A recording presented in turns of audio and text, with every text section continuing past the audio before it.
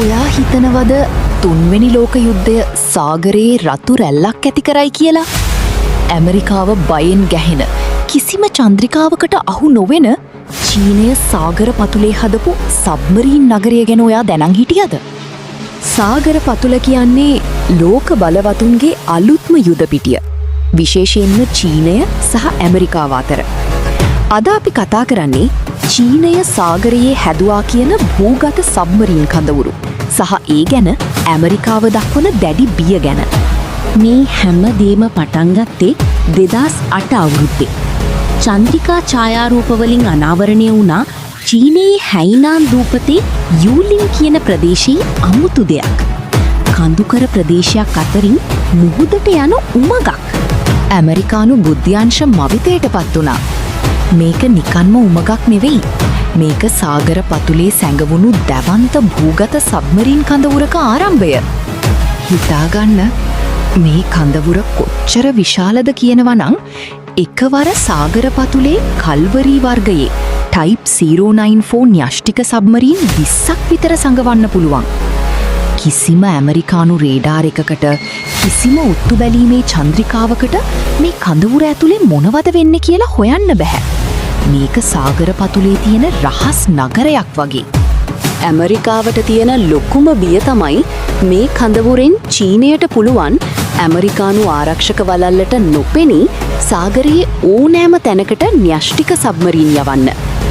ඇමරිකානු ආරක්ෂක විශේෂඥයින් පවසන විදිහට මේක ඇමරිකාවට තියෙන ලොකුම න්‍යෂ්ටික තර්ජනයක් වෙන්න පුළුවන්. ඇයි චීනය මේ තරම් වියදම් කරලා සාගර පතුලේ කඳවුරක් හැදුවේ?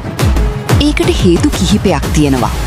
පළමුවැන්න දකුණු චීන මුහුදේ සවුත් චයිනා සී සිය ආධිපත්‍ය තහවුරු කර ගැනීම. දෙවැන්න න්‍යෂ්ටික ප්‍රහාරයකට මුහුණ දීමේ හැකියාව. Second strike capability. යුද්ධයක් ඇති වුණොත් ගොඩබිම තියෙන න්‍යෂ්ටික මිසයිල විනාශ වුණත් මේ සාගර පතුලේ සැඟවුණු සබ්මරීන් වලට පුළුවන් ඇමරිකාවට ප්‍රහාර එල්ල කරන්න. මේක තමයි චීනයේ රහස් අවිය. හරි, දැන් මට ප්‍රශ්නයක් තියෙනවා ඔයාගෙන්. ඔයා හිතන විදිහට චීනය මේ වගේ සාගර පතුලේ කඳවුරක් හදන එක ලෝක සාමයට තර්ජනයක්ද? නැත්නම් ඒක චීනයේ ආරක්ෂාවට අවශ්‍ය දෙයක්ද? ඔබේ අදහස පහලින් කමෙන්ට් කරන්න. ඇමරිකාව මේ ගැන බලාගෙන හිටියේ නැහැ. ඔවුන්ගේ අක්වෙස්ටික් නිරීක්ෂණ පද්ධති acoustic surveillance systems දකුණු චීන මුහුද පුරාම ව්‍යාප්ත කළා. ඔවුන් උත්සාහ කරන්නේ චීන සබ්මරීන් වල ශබ්දය සෝනික් සිග්නිචර් හඳුනාගෙන ඒවා යන එන තැන් සොයාගන්නයි. මේක දැන් බලලා සහ මීයාගේ සෙල්ලමක් වගේ. සාගර පතුලේ සැඟවුණු යුද්ධයක්. කවුද මේ සටන දිනන්නේ? ඔයා මේ වගේ ලෝකයේ සිද්ධ වෙන අద్භූත සහ රහසිගත දේවල් ගැන දැනගන්න කැමතිද? එහෙනම් තවත් ප්‍රමාද වෙන්න එපා. දස දෙස ෆොලෝ කරන්න. තවත් මෙවැනි සුපිරි වීඩියෝ බලන්න. එහෙනම් ඊළඟ වීඩියෝ එකකින් අපි කතා කරමු ඇමරිකාවේ තියෙන රහස් න්‍යෂ්ටික සබ්මරීන් ගැන.